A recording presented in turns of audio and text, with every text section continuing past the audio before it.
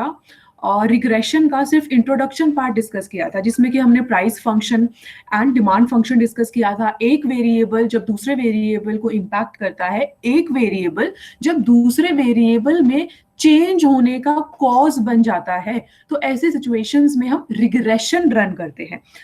Step by step चलेंगे. Again, there are no formulas to understand today, and there are no questions to solve today. We first need to understand what do we mean by regression. Now that we are clear with correlation, we are moving for one step ahead, that is regression. So I will write side by side, ऐसे आपको लोगों को समझ में आने नहीं वाला है. So we are starting with the analysis of regression. Now here we are saying that I'll give you ample amount of time, just focus right now. And guys, जो भी जिसको भी अभी लग रहा है ना कि अगर आप लोग ब्रेकफास्ट कर रहे हो या कुछ भी कर रहे हो, करते हो या पीते हो कुछ कॉफी दूध वटेवर, तो मैं आपको बता रही हूँ इस क्लास में आपकी एटमोस्ट अटेंशन की जरूरत है, नहीं तो ये चीज समझ में नहीं आएगी। यहाँ से क्वेश्चन आता ही आता है, 5-10 नंबर का क्वेश्चन आता है। तो आप लोग जो भी कहीं अगर डिस्टर्ब्ड जगह पे बैठे हो, प्लीज थोड़ी शांति में आके बैठ जाओ, समझ में नहीं आएंगी नहीं तो चीजें। Okay, so now suppose we are saying that there are two variables, say x and y. Now these x and y, मैं अभी इनका कोई एग्जांपल नहीं लूंगी, सिर्फ हमारा एक x वेरिएबल है, एक y वेरिएबल है। वेरिएबल्स के एग्जांपल हम बहुत डिस्कस कर चुके हैं, जैसे कि हमने air pollution, lung disease discuss किया था, Covid cases and temperature discuss किया था। सो उसी तरीके से अब हमारे दो वेरिएबल्स हैं। We are saying that suppose there are two variables x and y, and these two variables are measured on n individuals, capital N individuals. मतलब हमारा जो सैंपल है वो n है। सैंपल n का मतलब हमारी n ऑब्जर्वेशंस है। 10 लोगों का डाटा हम लोगों ने इकट्ठा किया है, या 10 डेज का डाटा इकट्ठा किया है, अगर हम लोग कोविड और टेम्परेचर के बारे में बात कर रहे हैं तो। सो हमारे पास 10 टोटल डाटा है, where capital N is summation f. So it is calculated on, say, it is x and y variable. They are measured on n individuals and the measurements are given as follows. जो हम लोगों का data होएगा वो कुछ इस तरीके से होएगा as follows. So now suppose this is x variable, this is y variable, so there will be x1 x2 sorry x1 y1 x2 y2, and this will go on till xn yn. So our data will be something like this. So this is for first individual, this is for second individual, and this is for nth individual. Now we can represent what we discussed on Friday in the lecture is, हमने ऐसा ही एक random data लेके हमने scatter diagram plot किया था, जिसके basis पे हमने कोरिलेशन का पॉजिटिव, नेगेटिव, नो कोरिलेशन वो सब डिस्कस किया था। और ट्यूटोरियल में हमने एक्सेल की हेल्प से स्कैटर डायग्राम प्लॉट भी करके देख लिया था, जिसमें हमारी एक लाइन आ रही थी। मैंने आपको कहा था वो लाइन कैसे आ रही है वो हम डिस्कस करेंगे, वो रिग्रेशन की लाइन। तो आज हम वो रिग्रेशन की लाइंस डिस्कस करने वाले हैं। So now here we can represent, as we have already discussed, we can represent any set of data that is given on a graph paper. So we can represent these measurements. किसी को लग रहा है मैं बहुत fast जा रही हूँ, मुझे बोल देना, मैं थोड़ा स्लो कर लूंगी अपनी स्पीड को। So these measurements on a graph paper. और जब हम ऐसे मेजरमेंट्स को ग्राफ पेपर पे प्लॉट करते हैं, तो जो हमारे क्लस्टर ऑफ पॉइंट्स आते हैं ना, जिनको हम ज्वाइन करते हैं, दी क्लस्टर ऑफ पॉइंट्स जो हम लोगों के आते हैं, जिसको ज्वाइन करके लाइन आती है, सो उस क्लस्टर ऑफ पॉइंट्स को हम लोग बोलते हैं स्कैटर डायग्राम। ये स्कैटर डायग्राम हम लोगों ने फ्राइडे को डिस्कस कर लिया था। So this is termed as scatter diagram. हमारा कोई भी ऐसा डाटा गिवन होगा, उसको हम ग्राफ पेपर पे प्लॉट करेंगे, तो उसको हम स्कैटर डायग्राम बोलते हैं। अब इस स्कैटर डायग्राम को अगर हम लोगों को सपोज एक्सप्लेन करना है, हम ये एक्सप्लेन करना चाहते हैं कि हम लोगों का अगर एक्स वेरिएबल में कोई चेंज हो रहा है, तो उस एक्स वेरिएबल की वजह से वाई में कितना चेंज हो रहा है। तो जब भी हम ये बोलेंगे ना कि एक्स वेरिएबल की वजह से वाई में कितना चेंज हो रहा है, उसको हम बोलेंगे regression of Y on X. मैं लिखूंगी ये सारी चीजें अभी। और जब भी हम बोलेंगे कि y वेरिएबल की वजह से x में कितना चेंज हो रहा है, उसको हम बोलते हैं regression of x on y।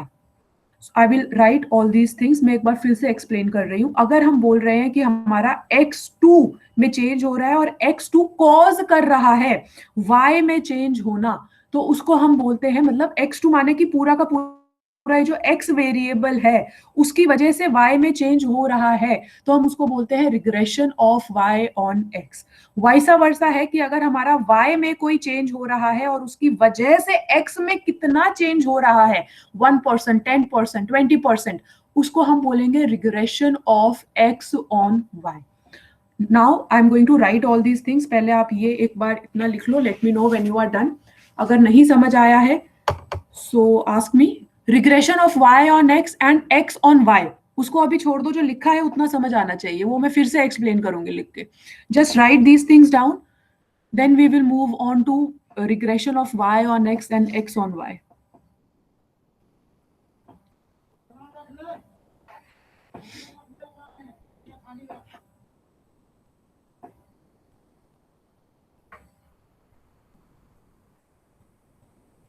Okay, guys, are you done? Done. Okay. Okay. If anybody wants me to wait, please let me know. I'll wait. Otherwise, I'm moving on. So now, what I said, suppose हमको अब ये explain करना है. Now, I'll give you time to write. Just focus. Now, if we want to explain the changes in y, the changes in y way. Oh, Yash, you wanted me to wait. Okay. Yash, let me know when you are done. I have moved on to the first page.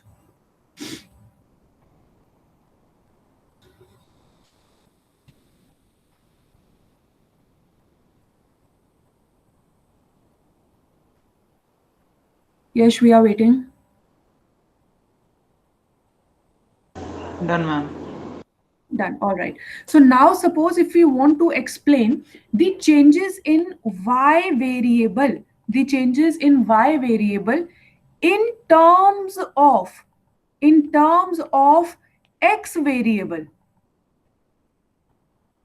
तो इस case में हम लोग we postulate, postulate का मतलब होता है जब हम एक्सेप्ट कर लेते हैं कि एक चीज ट्रू है और उसके बेसिस पे हम कुछ एक्सप्लेनेशन करते हैं, तो we postulate regression, we postulate regression of y on x as follows, regression of y on x।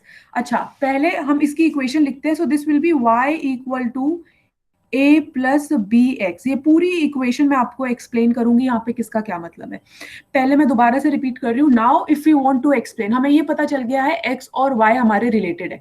अब हमको ये एक्सप्लेन करना है कि वाई वेरिएबल में कितना चेंज आ रहा है in terms of x variable, मतलब एक्स में कुछ चेंजेस हो रहे हैं जिसकी वजह से वाई वेरिएबल में चेंज आ रहा है। तो यहाँ पे हमारा ये जो एक्स वेरिएबल है, ये एक्स वेरिएबल हमारा इंडिपेंडेंट वेरिएबल है, ये हमारा इंडिपेंडेंट वेरिएबल कहलाता है क्योंकि इसके अंदर कुछ चेंजेस हो रहे हैं जिसकी वजह से y वेरिएबल में चेंज हो रहा है। तो क्योंकि y वेरिएबल x वेरिएबल पे डिपेंडेंट है कि x हमारा कैसे चेंज करेगा। एग्जाम्पल जो हमने डिस्कस किया था कि सपोज विंटर है, टेम्परेचर डिक्रीज हो रहा है, तो उस टेम्परेचर डिक्रीज की वजह से हमारे कोविड केसेस कितने इंक्रीज करेंगे। तो हमारा ये जो y वेरिएबल है, जो कोविड केसेस है, वो डिपेंडेंट है टेम्परेचर के ऊपर, इसलिए हम इस y को डिपेंडेंट वेरिएबल बोलते हैं। Dependent variable. क्या सब लोगों को लिखने का टाइम दे दूंगी, अभी समझ लो। क्या सब लोगों को ये इंडिपेंडेंट और डिपेंडेंट वेरिएबल क्लियर है?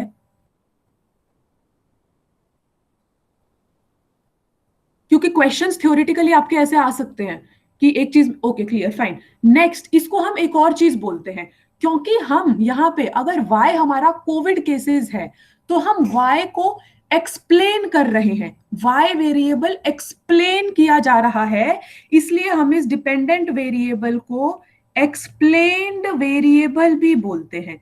क्योंकि ये वेरिएबल हम लोग एक्सप्लेन कर रहे हैं, इसको एक्सप्लेन्ड वेरिएबल भी बोला जाता है। ऑन द अदर हैंड, क्योंकि जो x वेरिएबल है, मतलब हमारा टेम्परेचर कितना रिड्यूस हो रहा है, ये वेरिएबल एक्सप्लेन कर रहा है कि कोविड केसेस में कितने चेंज आएंगे। तो जो वेरिएबल एक्सप्लेन करता है उसको हम एक्सप्लेनेटरी वेरिएबल बोलते हैं। This is termed as explanatory variable. So independent variable is also termed as explanatory variable, and dependent variable is also termed as explained variable. So when we are doing regression of y on x, हम regret कर रहे हैं y को, हम explain कर रहे हैं y को इन टर्म्स ऑफ x में कितना चेंज आ रहा है. तो x में इनिशियल चेंज x में आ रहा है, वो हमारा इंडिपेंडेंट है, वो हमारा एक्सप्लेनेटरी है, क्योंकि हम y वेरिएबल को रिग्रेस कर रहे हैं, क्योंकि हम y वेरिएबल को एक्सप्लेन कर रहे हैं, इसलिए हमारा y वेरिएबल डिपेंडेंट वेरिएबल और एक्सप्लेन्ड वेरिएबल बोला जाता है. Guys, is this concept clear? Regression of y on x is clear? Regression of, okay, clear. Similarly, जब हम लोग बोलेंगे, ये इक्वेशन पे हम दोबारा आएंगे, ग्राफ यूज करके दोबारा आएंगे, बट पहले मैं आप लोगों को regression of x on y भी एक्सप्लेन कर दूं, उसके बाद आप ये लिखना, then we will come back to this equation. And अगर अभी हमने बोला if we want to explain the changes in y, अब मैं उल्टा बोल रही हूं, if we want to explain the changes in x, if we want to explain the changes in x variable, हम एक्सप्लेन कर रहे हैं अब x वेरिएबल को, तो यहां पे अब हमारा x हो जाएगा एक्सप्लेन्ड वेरिएबल, x हो जाएगा डिपेंडेंट वेरिएबल, और किसके टर्म्स में कर रहे हैं? In terms of y variable, in terms of y variable, तो हमारा y हो जाएगा इंडिपेंडेंट वेरिएबल, y हो जाएगा एक्सप्लेनेटरी वेरिएबल. सो इस केस में हम लोग पोस्टुलेट करेंगे, हम लोग ये इक्वेशन लिखेंगे, पोस्टुलेट रिग्रेशन ऑफ, किसका रिग्रेशन हो रहा है? x वेरिएबल का. किसका एक्सप्लेनेशन हो रहा है? x वेरिएबल का, of x on y, and we will write down the equation as x equal to c plus dy. अभी ये सी डी क्या है, ए बी क्या है, उसको आप अवॉइड करो. अब आप ये जो मैंने इक्वेशन 1 लिखी है और ये जो इक्वेशन 2 लिखी है, एक बार फिर से हम इन इक्वेशंस को देखेंगे. सो इक्वेशन 1 में हमारा जो एक्सप्लेन्ड वेरिएबल है वो y है, इक्वेशन 2 में जो हमारा एक्सप्लेन्ड वेरिएबल है वो x है. इक्वेशन 1 में एक्सप्लेनेटरी वेरिएबल x है, इक्वेशन 2 में एक्सप्लेनेटरी वेरिएबल y है.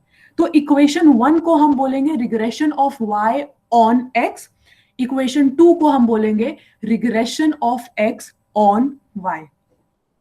We will come back to these equations. अभी सिर्फ मेरे को दो रिग्रेशन के जो हम x ऑन y और y ऑन x है वो एक्सप्लेन करना था. Please note this down, please note this down.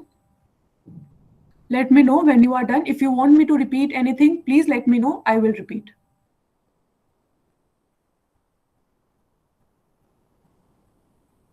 Okay, done. बेटा लिखने के चक्कर पे अंडरस्टैंडिंग पे कॉम्प्रोमाइज मत करना प्लीज.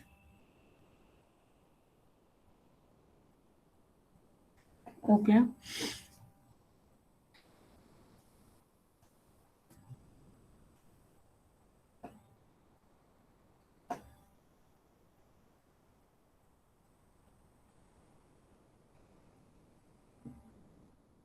ठीक है, done. And if anybody wants me to wait, please let me know. I will wait if you want me to wait, otherwise I'm moving on.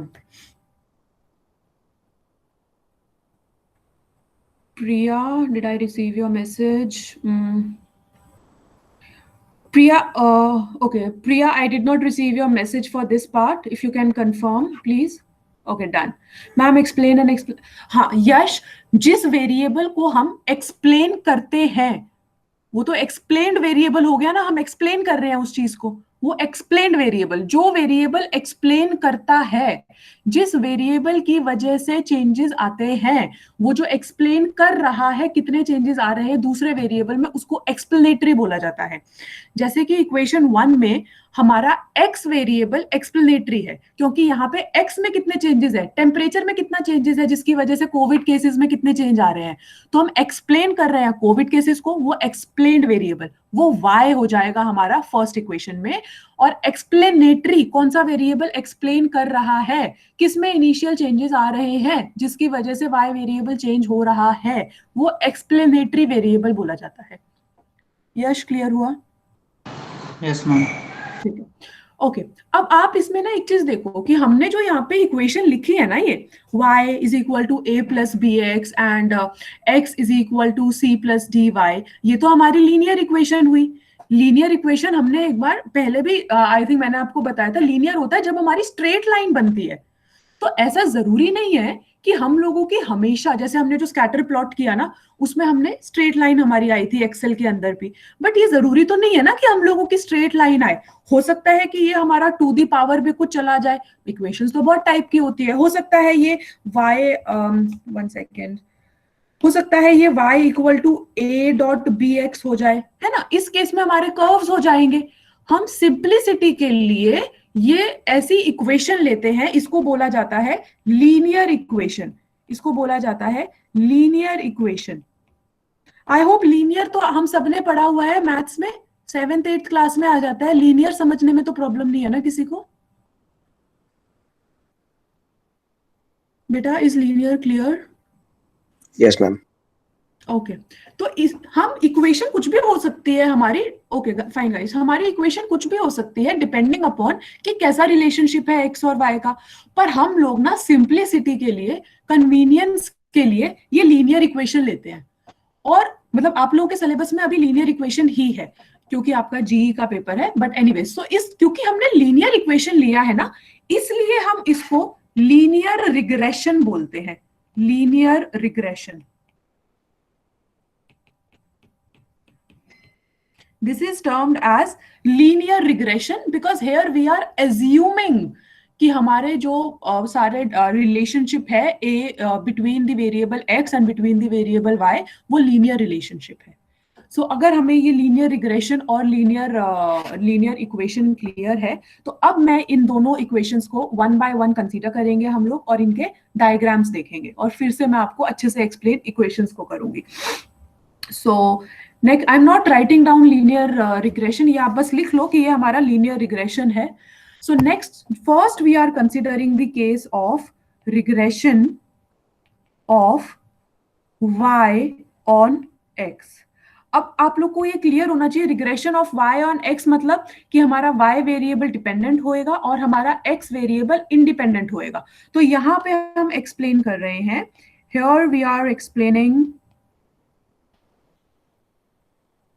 the variations मतलब changes, 1 minute, the variations in the value of, okay guys quickly, here we are explaining the variations in the value of x or y? Y. Here we are explaining the changes in the explaining the variations in the value of y for changes in x.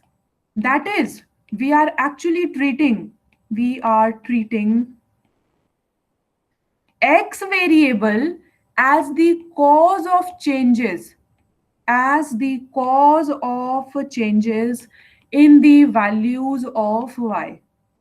सो यश, आपको अब इस line से और clear हो जाएगा कि explained और explanatory नाम कैसे पड़ा, क्योंकि जो हमारा इनिशियल चेंज है, जो कॉज है, जो एक्सप्लेन कर रहा है, वो हमारा एक्सप्लेनेटरी है। तो इस रिलेशनशिप को जैसे हमने लिखा है, in this case we can write the relationship as what we have discussed previously,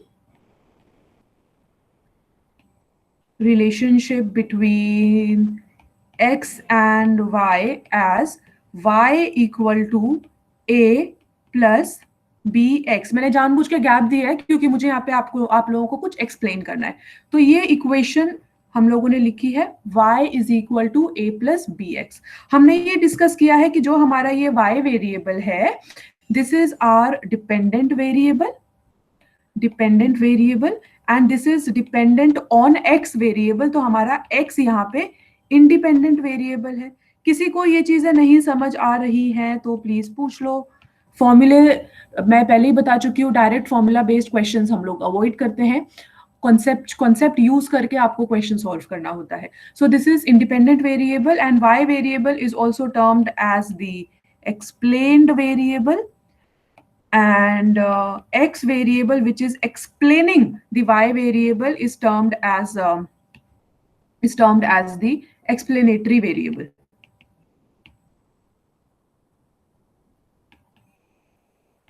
all right, अब सिंस आप लोगों ने मैथ्स किया हुआ है, तो ऑल्दो मैं इसको डायग्राम में एक्सप्लेन करूंगी, बट सिंस आप लोगों ने मैथ्स किया हुआ है, तो क्या कोई मुझे बता सकता है कि यहाँ पे बी क्या है? What is this capital B?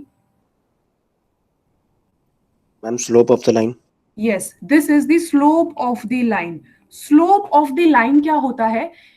जिनको नहीं पता है, जो भूल चुके हैं, उनके लिए मैं डायग्राम दोबारा बनाऊंगी, बट अभी सिर्फ वैसे एक्सप्लेन कर रही हूँ। स्लोप क्या होता है कि हमारा कितना चेंज हो रहा है, चेंज को मैं ट्रायंगल से डिनोट कर रही हूँ, कितना चेंज हो रहा है y वेरिएबल के अंदर with respect to the change in x variable. तो यहाँ पे हमारा b स्लोप है, और क्योंकि हमने बोला है कि हमारा ये लीनियर रिलेशन है, तो इस लीनियर रिलेशन के अंदर ये स्लोप हमारा कांस्टेंट रहता है।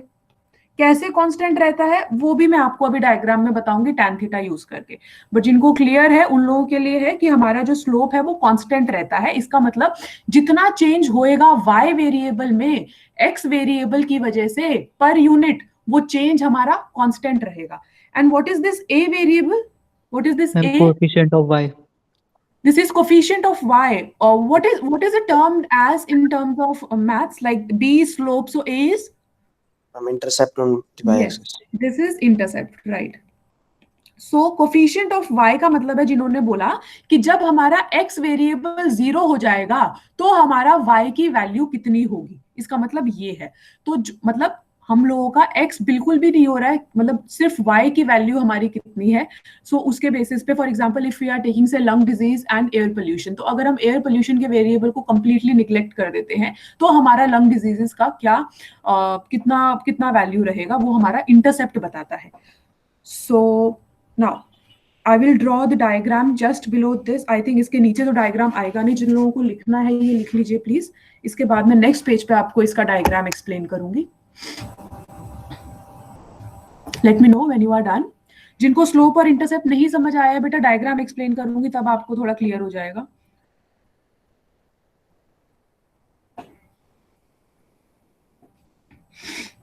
Okay, done.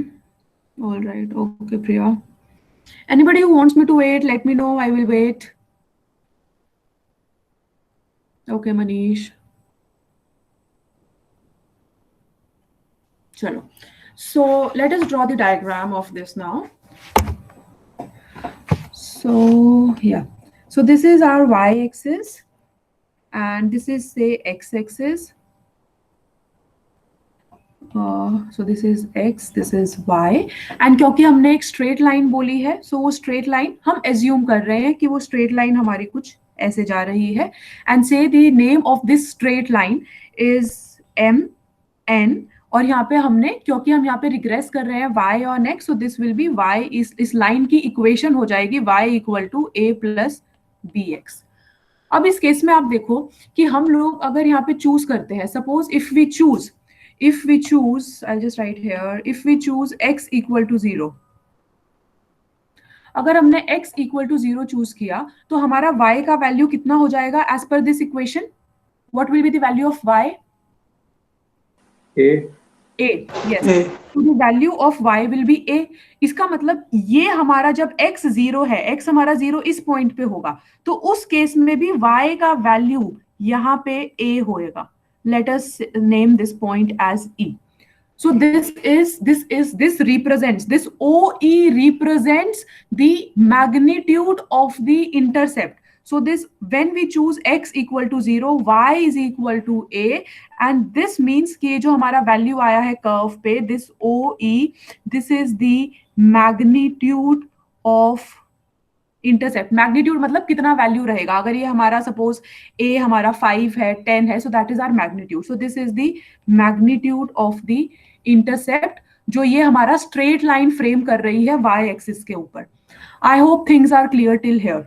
अब जो हम स्लोप, इंटरसेप्ट क्लियर हो गया है, तो अब हम स्लोप की तरफ मूव करेंगे। सो नाउ सपोज इस केस में हम लोगों को अब स्लोप निकालना है। स्लोप सपोज हम बोल रहे हैं कि ये जो एंगल है ये थीटा है, ठीक है। So if we say that theta is equal to say EMO, EMO आपका E पॉइंट यहाँ पे, I hope you can see on the graph, this is your M point, this is your O point. तो हम बोल रहे हैं theta EMO है and this is the angle जो ये स्ट्रेट लाइन फ्रेम कर रहा है x एक्सिस के साथ.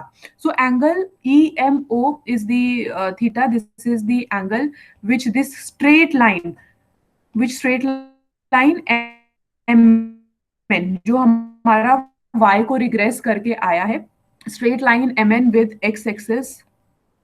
So here जब हम इसका tan theta निकालेंगे, this will be, what will be tan theta guys here? Ma'am EO divided by MO. Yes, EO divided by MO. This will be tan theta.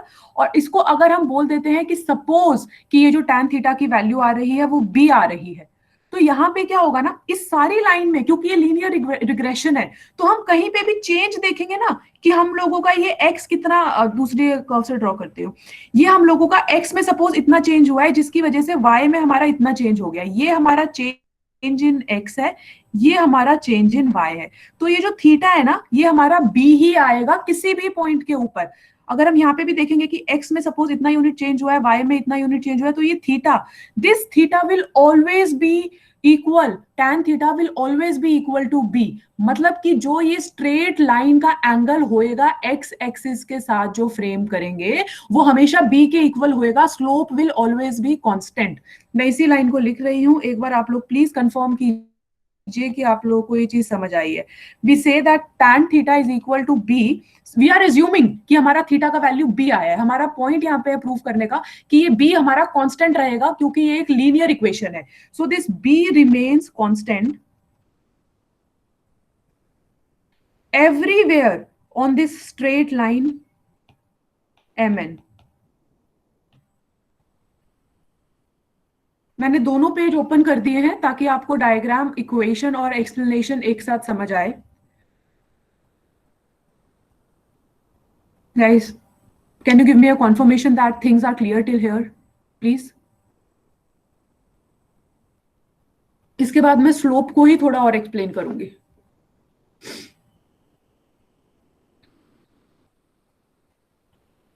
Clear प्रणत? Okay.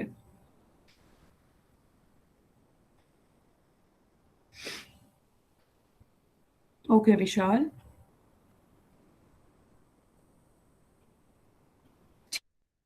ठीक है. अब मैं इसी के नीचे आपको स्लोप को ही दोबारा, जो मैंने यहाँ लिखा है ना, change in y, change in x, इसी को मैं एक बार दोबारा से एक्सप्लेन कर रही हूँ so that we are in a good shape to solve the questions also. Suppose हम बोल रहे हैं कि एक छोटा, there is some unit of change in x variable. Suppose we note that a small unit change is there. Unit change मतलब rupees में ले रहे हैं, टेम्परेचर डिग्रीज में कैसे ले रहे हैं, तो यूनिट चेंज वो है. There is a small unit change in x variable जो हम लोग डेल्टा x से रिप्रेजेंट करते हैं. डेल्टा मतलब change in the value of x, in the value of x and from the straight line. अब हमको पता है ना यहाँ पे कि हमारा, सपोज हमने बोला कि हमारा x वेरिएबल चेंज हुआ है इस a पॉइंट से b पॉइंट. तो अब क्योंकि हमें स्ट्रेट लाइन की इक्वेशन पता है तो हम इजीली निकाल सकते हैं कि हमारा y कितना चेंज होएगा, क्योंकि हम लोगों को अब b भी क्लियर है. सो उस केस में हम ये बोलेंगे, सपोज वी नोट कि हमारा कुछ चेंज हुआ है डेल्टा x और उसके कॉरेस्पॉन्डिंग हमें डेल्टा y अगर चाहिए. सो कॉरेस्पॉन्डिंगली हमारा डेल्टा y में, हमारे y के अंदर कुछ चेंज आया है, there is a small change. Corresponding मतलब इसकी वजह से फिर नेक्स्ट कॉरेस्पॉन्डिंग ये चेंज हुआ है. There is a small change in delta y in y variable. Then all the points on this straight line MN जो y ऑन x को रिग्रेस करके आए हैं, this will be represented by this delta y delta x and this will always be equal to this tan theta. So this slope will always be equal to the value b. And इसीलिए हम यहाँ पे इस b को बोलते हैं, this b represents the rate of change, कितना change हो रहा है in the value of y, in the value of y for a small unit change in the value of x variable. कितना variable y change हो रहा है in the for the change in x variable. So this is your entire explanation for the regression of y on x. Just note this down quickly, let me know that you are done. फिर हम इसके कुछ examples discuss करेंगे, मतलब equation की terms में इसको discuss करेंगे, फिर प्रॉपर नंबर्स लेके we will discuss. Done Rishabh? All right, okay Kanishk.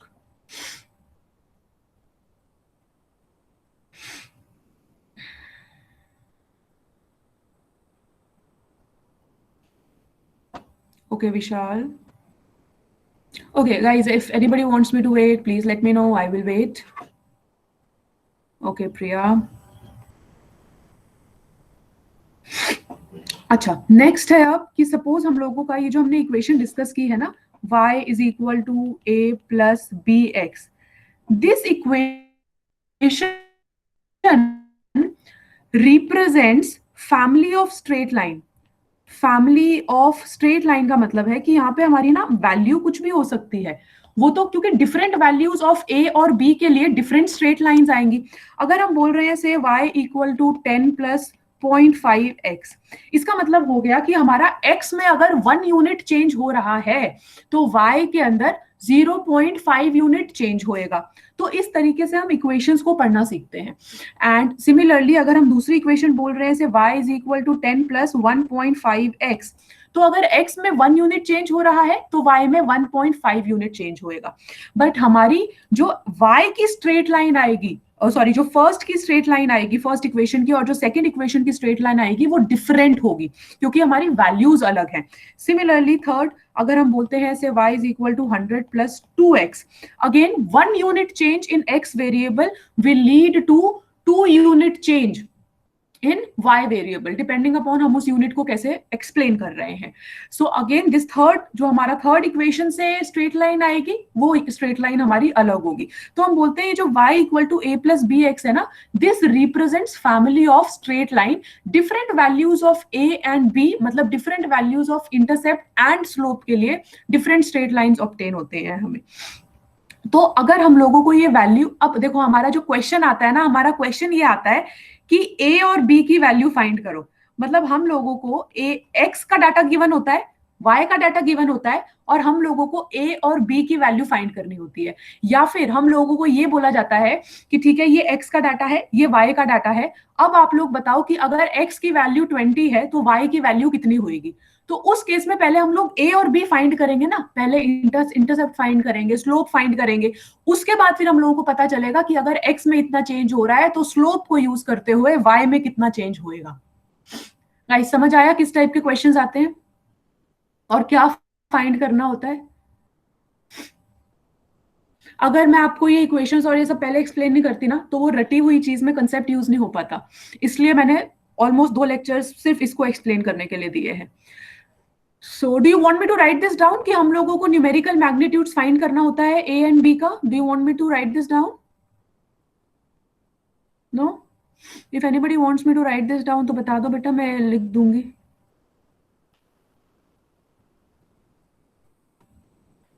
Okay, so I am assuming that things are clear with regression of y on x.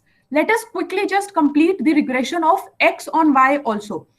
Okay, so I'll just start with the second part. It will just take 5 minutes and then we are done. So this will be regression of x on y.